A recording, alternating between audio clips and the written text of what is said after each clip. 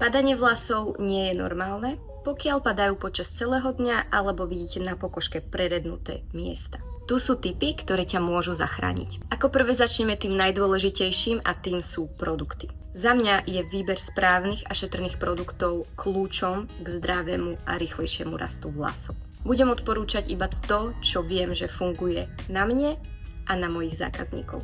Ako prvé je to Grow Tonicum. Obsahuje koncentrované bylinné extrakty, aktívne látky, ktoré prebudia vlasové folikuly a opäť naštartujú rýchlejšie váš rast. Druhý produkt, za mňa úplne najdôležitejší, ktorý nikdy nevynechávam v mojej dennej rutine.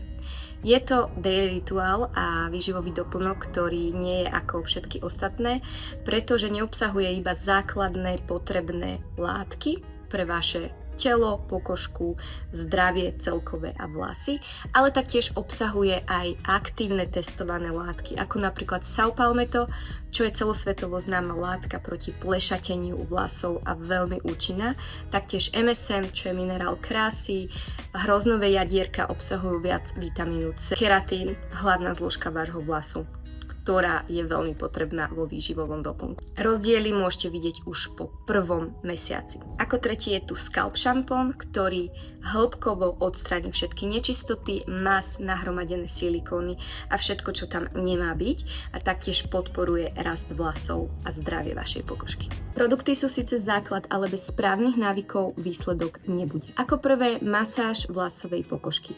Každý deň aspoň 2-3 minútky po celej ploche vašej hlavy. To znamená, že prekrví to vašu vlasovú pokožku a taktiež pokiaľ pritom použijete to Grow Tonicum do cestičiek, čiže iba do pokožky hlavy, tak to zlepší vstrebávanie živín z daného produktu.